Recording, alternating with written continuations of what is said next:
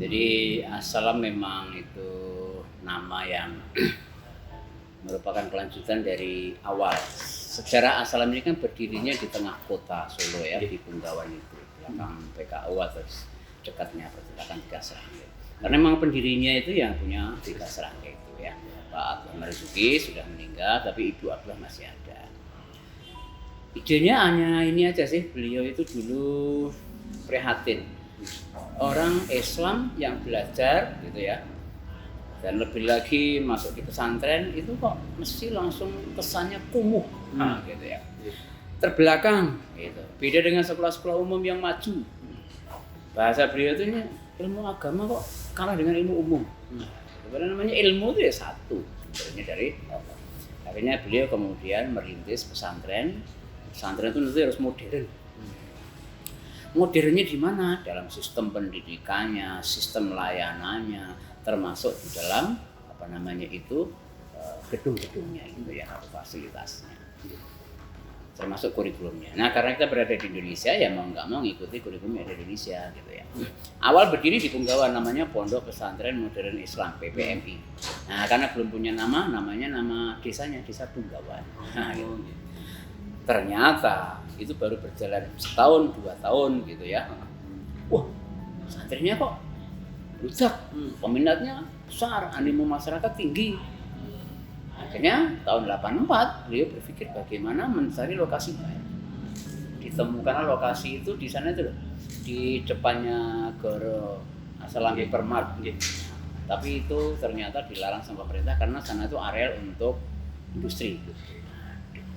Padahal mau berapa saja dibeli. Makanya ya beliau sedih, punya niat membangun pondok baru, ada tempat baru, tahu-tahu aturannya nggak boleh.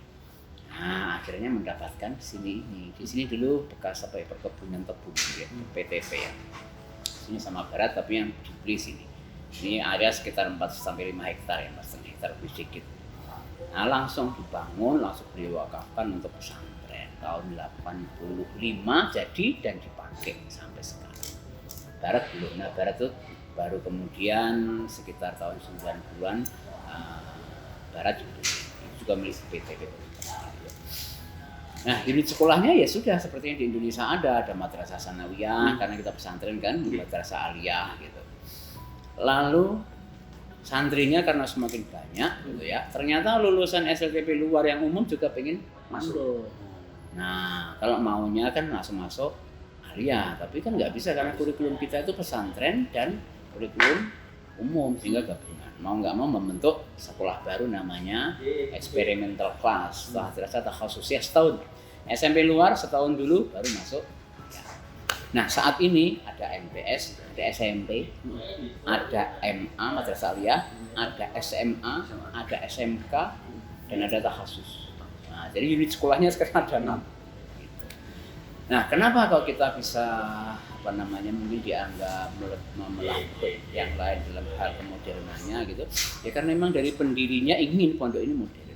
Kemudian animo masyarakat yang besar itu, masyarakat sudah tidak memikirkan berapa biaya masuk pesantren. Yang penting anaknya masuk pesantren itu dibina, dikawal, diajari, ditempa dengan itu penuh tanggung jawab. Dan kita akhirnya setiap tahun membuktikan lulusannya masuk perguruan tinggi ini, lulusannya pun setelah lulus dari perguruan tinggi kemudian menjadi entah itu ada mubalek, ada politikus, ada ilmuwan dan sebagainya ya. Sehingga masyarakat semakin percaya. Ada prestasi kita kan sekarang ya ada guru besar, ada duta besar pun juga ada ya. Bupati Boyolali juga alumni Assalam gitu kan. Termasuk Mubalek termasuk Ustadz Arifin yang sering isi di TV One itu juga alumni Assalam dan sebagainya. Anak-anak di sini ini ya mungkin karena memang sudah kita seleksi lewat sistem namanya Sipenwaru, seleksi penerimaan santri baru itu modelnya ketat gitu ya. Kita basisnya adalah prestasi. Ya akhirnya dibinanya mudah sehingga anak-anak kemudian kita kelompokkan, ada kelas astronomi, ada kelas tahfidz, ada kelas olimpiade, ada kelas sains gitu kan, sehingga ketika ada lomba ya sudah anak-anak yang sudah tersaring itu tinggal pramuka pun kita sering ikuti event-event ya nasional sampai internasional. Prinsip kadang-kadang kita tidak tahu kenapa setiap lomba kok selalu menang. Ya itu sebenarnya karena bakat anak saja ya. Jadi memang anak yang sudah memiliki bakat, talenta yang khusus, nah akhirnya kita hanya sekedar menambahkan motivasi. Kita kan hanya motivator, katalisator gitu, kan bisa.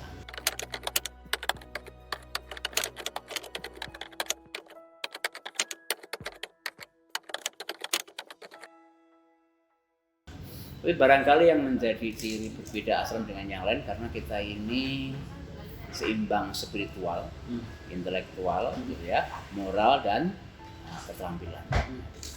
Kemudian kita memang namanya Ashram yang paling penting ini, Ashram itu artinya damai. Damainya nggak hanya kepada orang Islam, tapi juga kepada non Muslim kita damai. Kita punya tamu non Muslim itu biasa, hanya kita harapkan mereka ngikuti aturan pesantren. Jadi di Amerika, tamu-tamu yang mungkin di sekitar Solo itu yang sekolah fokus ilmu sekolah itu mungkin juga dia orang, tapi kesini karena memang kita punya aturan ya mereka harus pakai kerudung gitu ya, dan mereka ternyata tidak merasa keberatan. Iya, pernah itu ya dari Amerika jelas tuh putri dan non ya. Tapi karena kita seperti itu ya dengan sendirinya menyesuaikan ya, pakai kerudung gitu ya. Karena seperti itulah ya, maka kemudian orang juga menganggap kita itu tidak dalam arti musuh mereka ya. Jadi asal damai kepada orang Islam, damai kepada orang Islam, termasuk damai kepada pemerintah. Nah, sehingga pemerintah punya kebijakan apapun kita ikuti. Kurikulum seluruhnya kita adopsi, baik kurikulum Dikbud maupun Kementerian Agama. Gitu. Lalu ya semua apa yang menjadi kegiatan di pemerintahan ya kita itu tidak anti. Selama memang secara syar'i oleh para dewan kiai itu kemudian dinilai tidak bertentangan. Dan karena di Indonesia ini juga dikawal para MUI yang ulama dan mereka sudah paham tentang agama, insya Allah juga nggak akan istilahnya itu menjerumuskan sehingga umatnya akan kemudian melanggar agama ini kan nggak mungkin gitu ya. Kasus misalnya ada perbedaan dalam penentuan awal Ramadan gitu ya, kita akan berusaha condong ke pemerintah. Ya, walaupun di sini ini ormasnya banyak, gitu ya. Dan kita juga punya observatorium sendiri, ya. Bisa ru'yah sendiri, bisa menentukan sendiri, gitu. Tapi demi ukhuwah dengan pemerintah, damai dengan pemerintah, gitu ya. Kita ngikut keputusan pemerintah. Ramadan, Syawal, gitu ya. Kemudian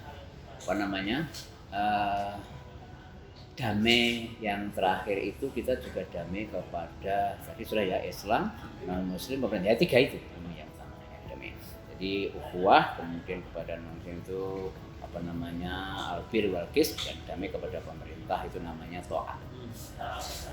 Jadi ukhuwah, bir wal qis, taat ini dirangkai menjadi satu masalah.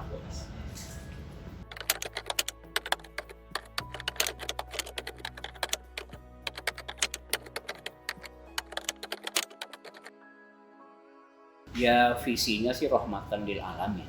Artinya santri kita memang tidak kita minta jadi merah saja atau putih saja atau biru saja gitu ya, tapi rahmatan lil alamin. Jadi kita ya seperti misi Nabi lah. Itu tidak satu golongan saja, tapi memang Rasulullah ini adalah memberikan ayoman kasih kepada seluruh. Bahkan kita ya seperti Nabi kan tidak hanya untuk manusia, tapi juga untuk makhluk hidup seluruhnya. Jadi visi kita ke sana, sehingga mau nggak mau ya semua kurikulumnya akan diarahkan untuk bisa menghasilkan lulusan yang memiliki visi rahmatan lil alamin.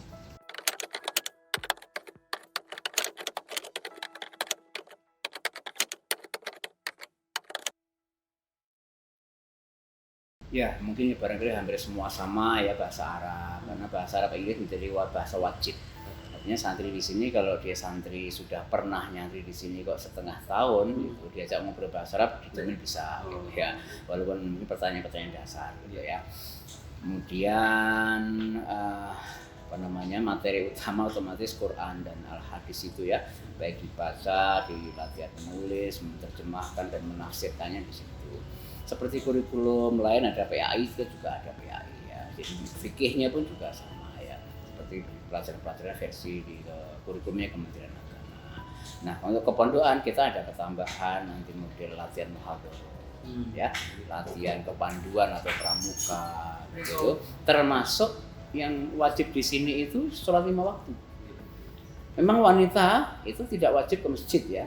Tapi selama dia jadi santri asalam, mau santriwan, santriwati wajib ke masjid 5 waktu. Kecuali berhalangan gitu aja. Karena memang dengan anak bisa mendirikan 5 waktu itu akan menjadi parameter anak itu baik tidak.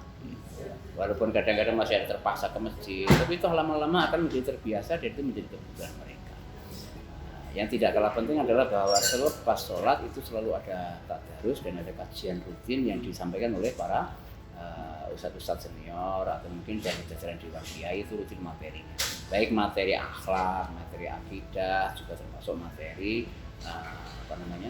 ilmu pengetahuan itu, materi untuk perluasan wawasan gitu ya, itu juga kita sampaikan.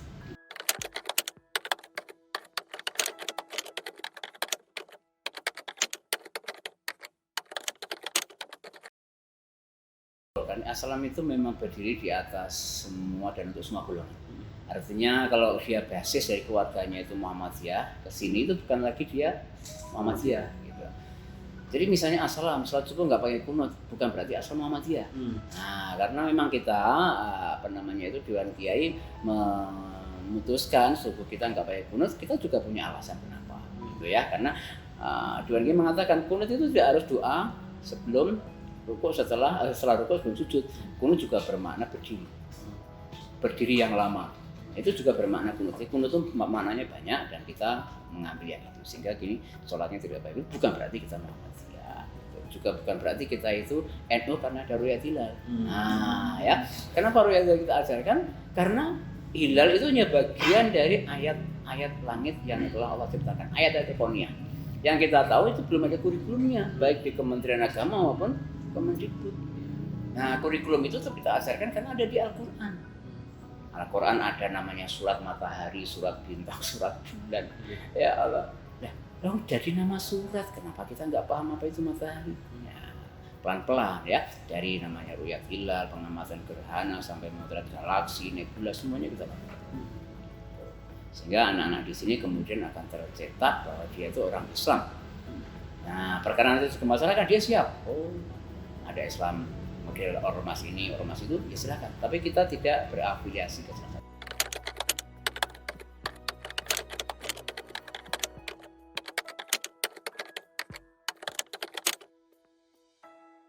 Jadi ekskul kita sudah tentukan.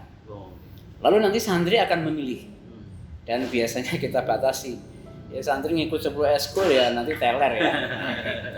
Batasilah 2-3 ekskul. Hampir semua yang anak-anak punya minat ya kita bahkan dulu nggak ada panahan. Ternyata ada minat, bentuk ekskul panahan.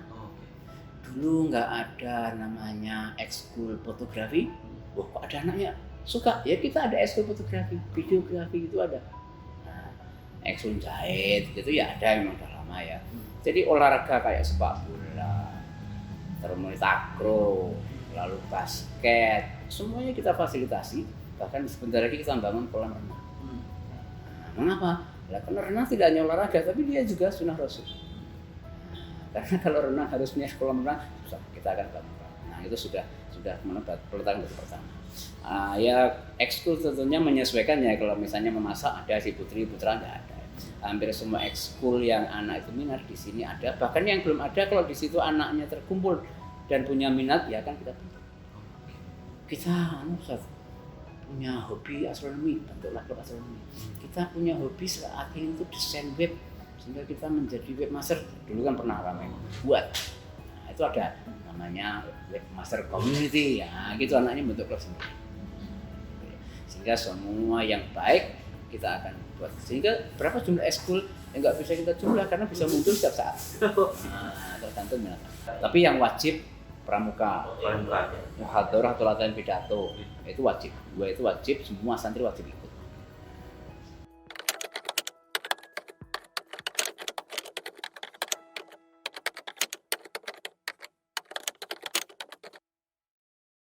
Ya kalau ada guru yang sudah mampu, kita cukup ambil guru di sini.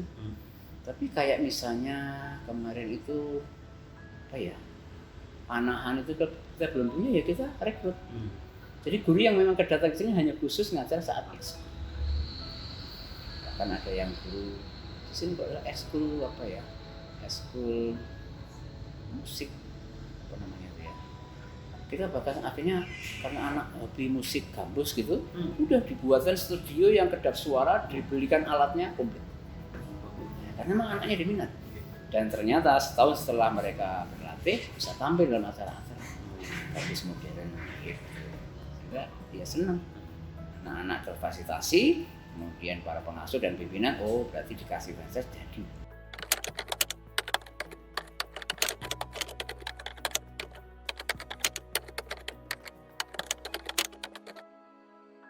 Betul ya, otomatis. Jadi ekskul yang mungkin suatu saat, tapi pernah ada juga ekskul Sanpala ya, santri yang pecinta alam.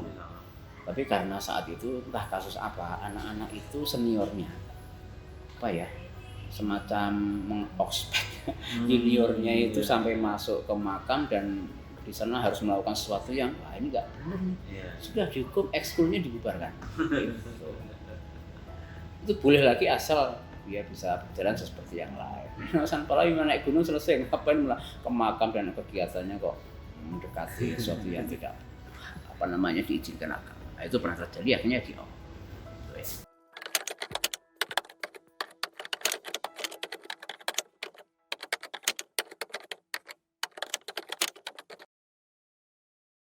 ya yang namanya Basuki Mawabio ya kan ya. Kalau kita tuh lembaga pemerintah semuanya dijamin oleh pemerintah, sekolah gratis itu bisa ya. Tapi karena kita lembaga swasta, untuk bisa makan otomatis kan juga beli. Gampangannya gitu ya, Basuki Mawabio. Akhirnya ya sudah, santri ya harus bayar SPP atau uang syariah. Kenapa uang syariah mahal? Relatif. Sekarang ada pondok yang murah, ada pondok yang mahal. Dan kalau dibandingkan uang Islam itu katakanlah mungkin dibandingkan pondok lain yang di Solo lebih mahal itu masih ada. Apalagi di Indonesia ya. Gitu. Nah kita standar saja. Jadi standar katakanlah ya orang kalau makan sehari itu habis sekian ya sudah bayarnya itu. Terus listrik, terus air, terus nanti biaya misalnya kursus berapa semuanya kita kalkulasi. Ya itulah yang kemudian menjadi uang. Gitu. Jadi katakan di sini sekarang 2.500.000 per bulan. Tapi sudah all out itu. Ya makan, ya minum, ya tidur, ya air, ya sekolah, ya ekskul. Gitu. Uang pangkal selama di sini ya pertama kali itu sekitaran 20 itu termasuk uang syariah, termasuk apa namanya itu uang buku dan macam-macam yang hampir semuanya itu kembali ke anak. Nah mungkin hanya beberapa persen itu untuk semacam apa namanya itu subsidi ke pondok untuk apa namanya perawatan semua alat, tapi hampir semuanya kembali ke anak. Bahkan dari uang syariah itu persentase terbesar kembalinya ke anak karena untuk uang sekolah dan makan. Sehari makan 3 kali gitu ya. Dan juga layanan kesehatan, semuanya itu sudah termasuk di sini.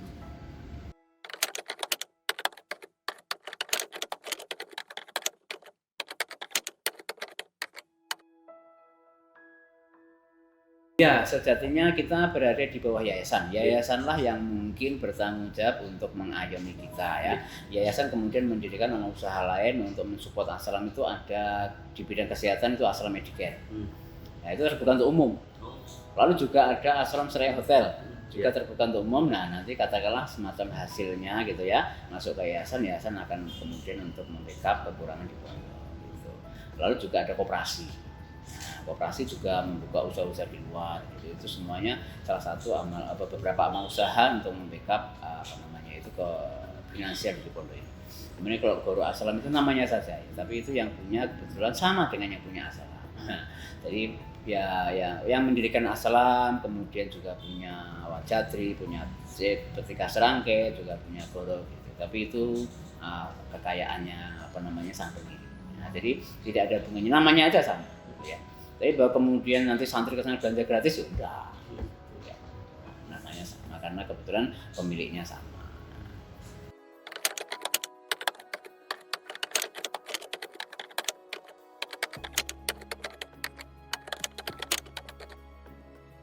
Ya semuanya itu tidak sengaja, artinya kan semua ditakdirkan. Tahun 2005 kita mendapatkan bantuan alat-alat praktikum kit ya, kit sains gitu ya. Dan itu nggak hanya Assalam, hampir semua madrasah aliyah di Indonesia itu dapat.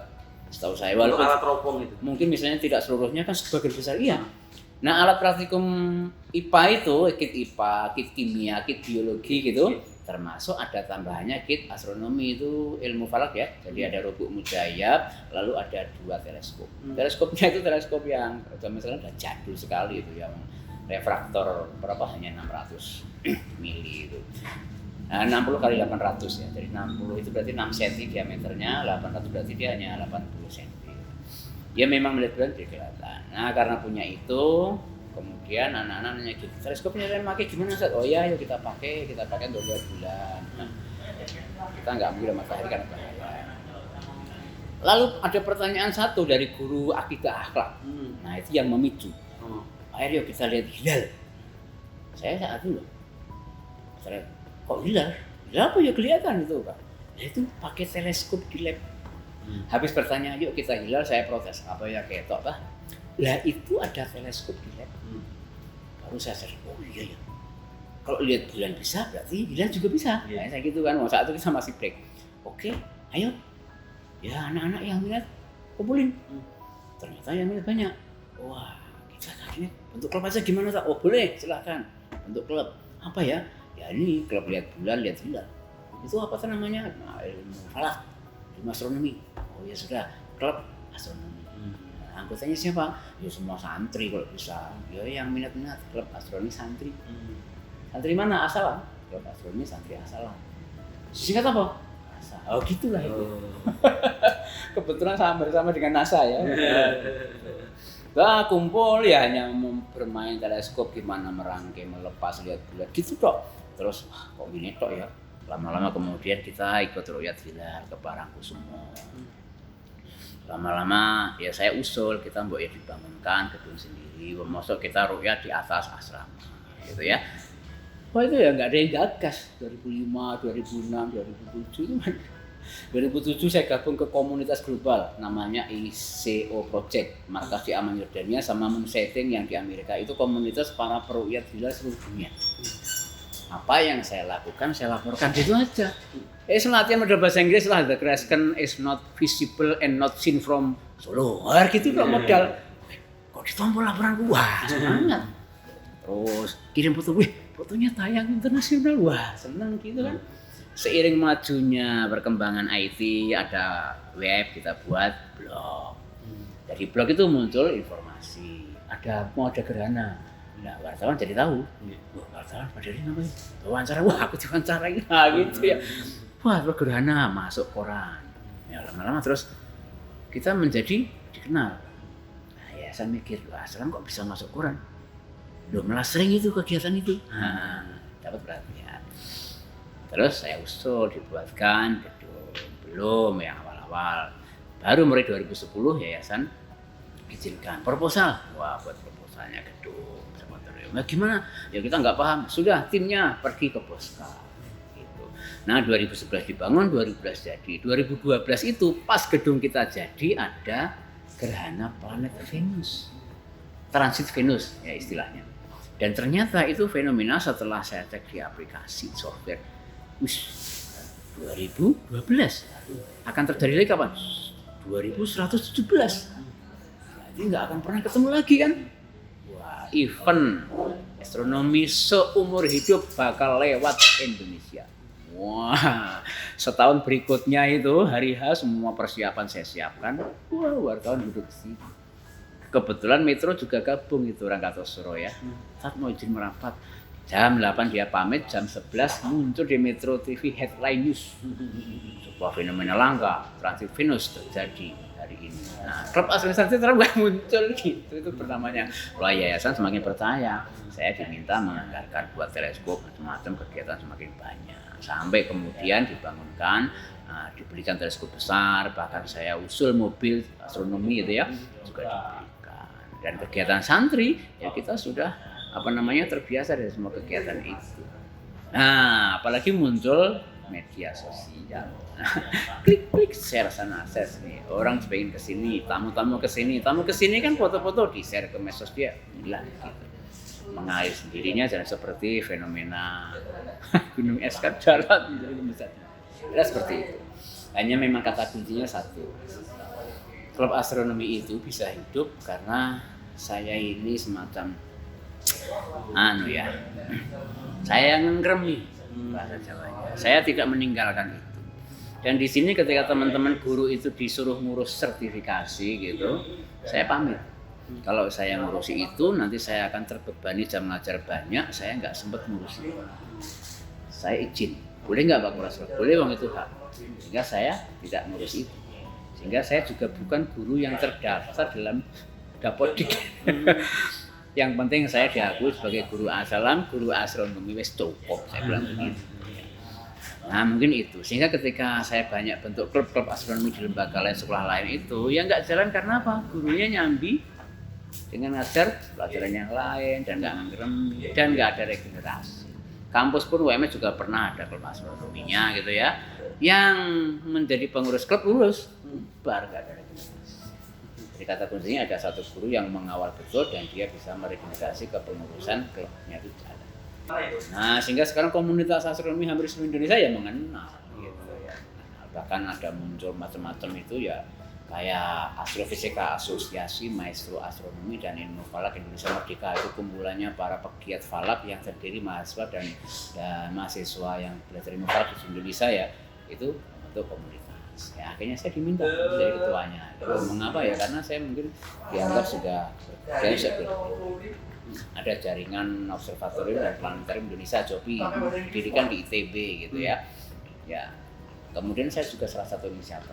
Dan karena mereka semuanya pasif, saya aktif untuk mengendalikan itu. Sehingga kalau orang-orang yang punya observatorium planetarium di Indonesia ya semua mengenal JOPI, oh itu Pak M itu gitu. Dan seterusnya. Bertahan dulu ketemu saya, kapan dah? Keren kita ya. Berana sing menentukan iku wosto ya. Dan seterusnya. Jadi kata kuncinya itu.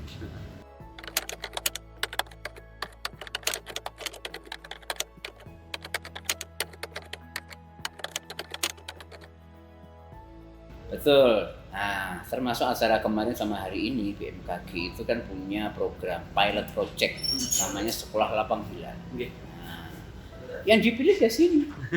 Mengapa kok kita dipilih ya? Karena asalnya satu pesantren yang punya observatorium yang representatif dan memang sudah melakukan ro'yat hilal secara berkala setiap bulan rutin sejak bertahun-tahun yang lalu. Gitu.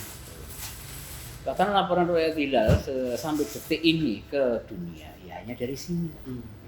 Bukan dari Kemenang, bukan dari ITB yang lapor, itu mungkin ITB bisa sekali. Tapi website internasional itu yang paling terkenal ya dua itu, moonsaving.com sama icoproject.org yang sekarang menjadi IAC, International Astronomical Center.com. Ya udah, nama peruyat hilal yang gambarnya bendera Indonesia gitu, ya dari sini. Sehingga kan hampir semua tokoh falak yang pengen mengetahui Ramadan kapan ya pasti buka website. Bahkan yang Ustadz siapa tuh Jakarta yang terkenal itu, bukan Mubalik Internasional itu loh. Itu hampir setiap awal Ramadan sama soal pasti beli telepon saya. Assalamualaikum Pak Sugeng, ini langganan. Ustadz Tanjung. Ihsan Tanjung. Ustadz Ihsan Tanjung itu kan Mubarik Internasional itu. Ya, tahunya beliau ya karena beliau membuka website internasional yang Indonesia kok orangnya itu terus dicari. Temukan nomor saya dapat kontak Pak Ustadz Air dari itu. Oh, nah sejak itu sampai sekarang selalu komunikasi. Berarti kan ada manfaatnya saya ngupload di situ sehingga orang tahu. Ketua Majelis Tajib tadi PP Muhammadiyah Profesor Samsul itu juga suatu saat ketemu. Oh iya Pak Sugeng yang sering di IKOP laporan dari Asalam Juwiring, ya Prof. Nah, jadi tahu nama saya, baru ketemu satu saat. Sama Pak Joko itu tahu nama saya, sekali ketemu. Gitu. Ya memang harus ngeremi itu ya, jangan jauh-jauh.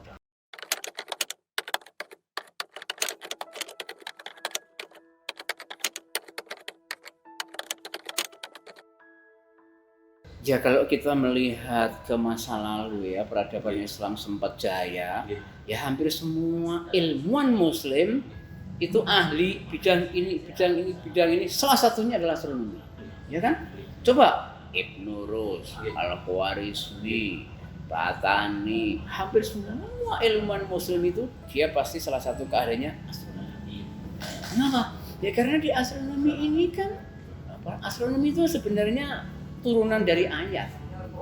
Ya ayat Al-Quran, ya hadis itu hakikatnya banyak yang mengupas astronomi. Ya mungkin namanya ilmu falak lah.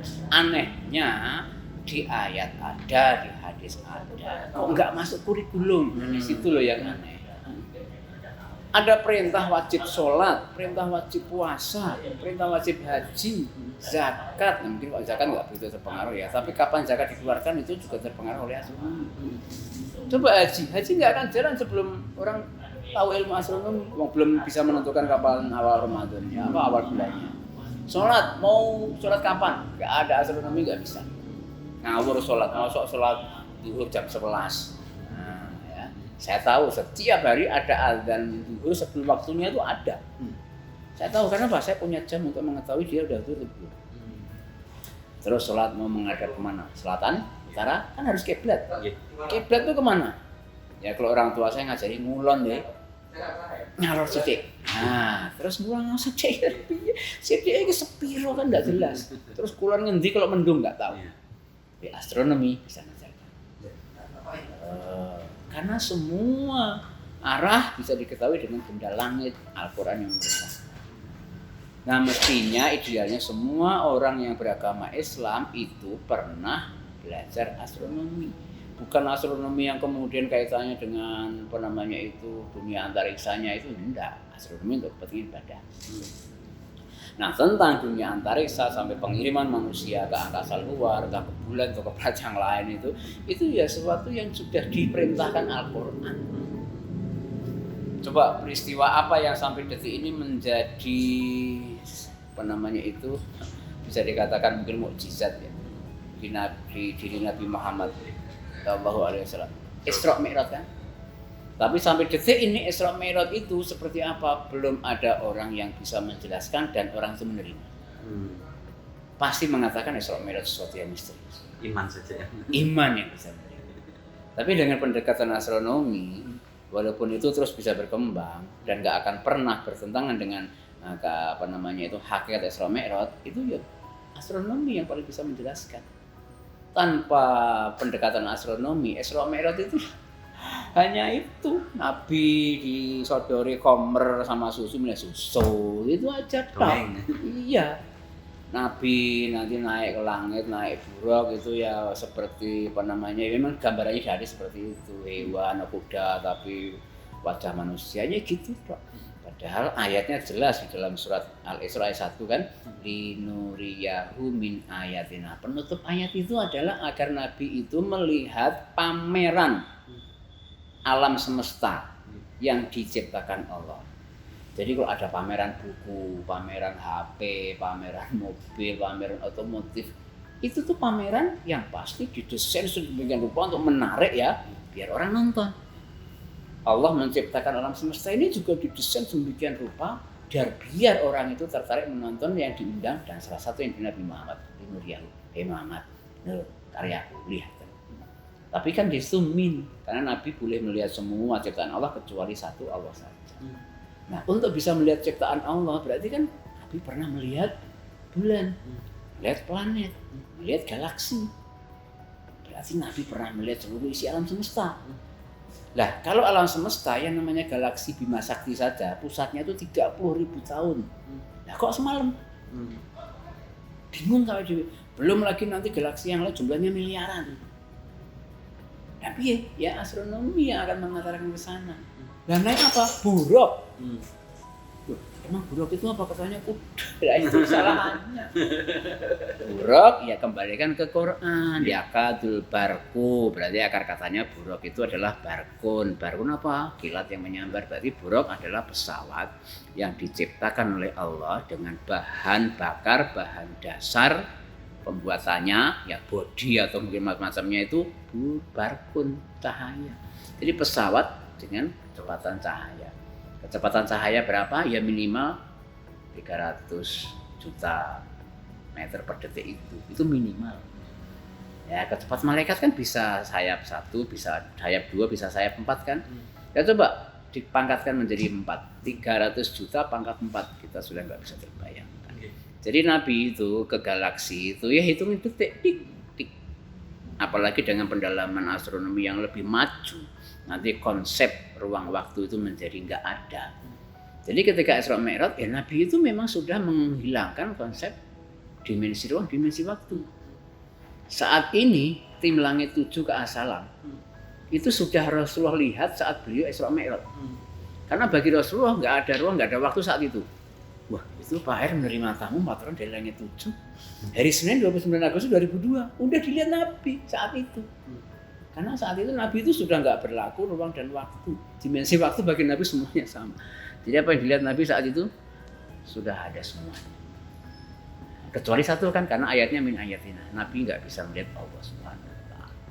Yang bisa melihat ke sana ya astronomi. Nenda itu tadi. Ya kan? Itu hanya salah satu, belum yang lain.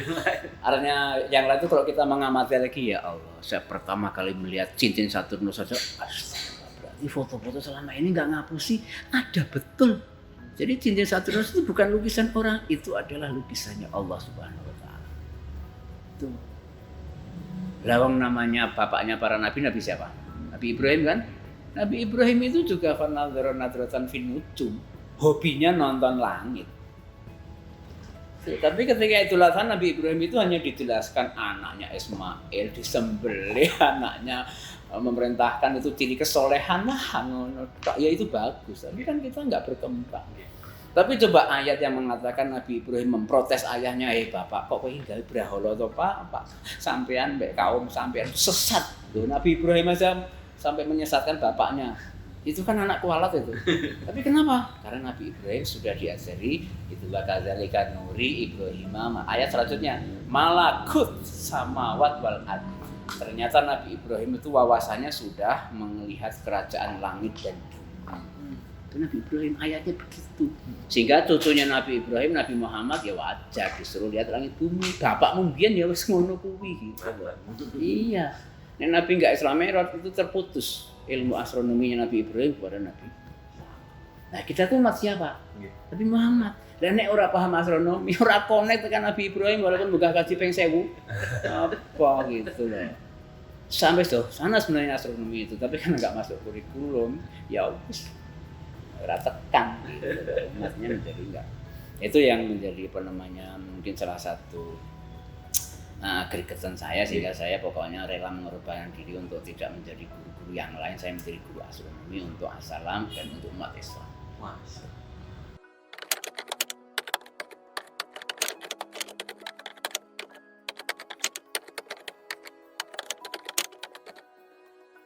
Ya, jadi memang tradisi pembelajaran model luar juga seperti itu, sampai kepada Nobel itu kan penghargaan karya intelektual, karya loh ya.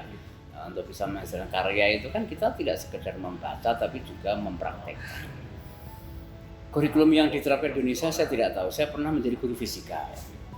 Saya ngajar di kelas itu bisa pertemuan pertama dan terakhir saja. Selebihnya saya ajar mereka di lab. Di lab saya bisa menyampaikan teori sekaligus praktek. Tapi nek di kelas teori tok. Sehingga kadang-kadang anak-anak itu bisa datang, "Tas lab kan?" Enggak tahu. Iya. Mari kita praktikum. Terlalu banyak materi yang harus kita praktikumkan. Enggak akan cukup waktumu untuk hanya lenggang-lenggang di kelas gitu. Sehingga saya kemudian selalu ngajak anak praktikum di lab, diakhiri buat karya. Walaupun enggak ikut nanti ujian akhir, kalau karya jadi tak luluskan. Ujianmu itu bikinnya 100 tapi nggak mengumpulkan karya itu bentuk barang gitu ya wis kira lulus. Saya begitu. Nah, sekarang saya sudah nggak ngajar fisika, saya ngajar astronomi, ya saya buat kalian yang penting punya karya. Sehingga anak-anak saya minta berkarya, ada yang pernah membuat kalender 100 tahun dalam 1 lembar. Kebetulan era pandemi itu bingung kan anak belajar, tapi hikmahnya era pandemi itu anak mudah mencari dan mengikuti lomba. Langsung nggak perlu lewat level kabupaten, provinsi, nasional, langsung ikut lomba, submit ke tingkat internasional. Dia langsung kalendernya, kita lomba, silakan, kreasi sendiri. Hanicol 100, itu kalender. Judulnya gitu, Hanicol apa? Ya pokoknya gitu Ustaz. Ya terserah. Begitu dia lomba presentasi lewat Zoom gitu ya. Zoom-nya juga internasional karena pesertanya mungkin hampir 500-an peserta dari 50 atau 60 negara gitu ya. dapat medali emas. Juara 1 putri 3 orang. Ada dokumennya dunia. Nah, itu namanya karya.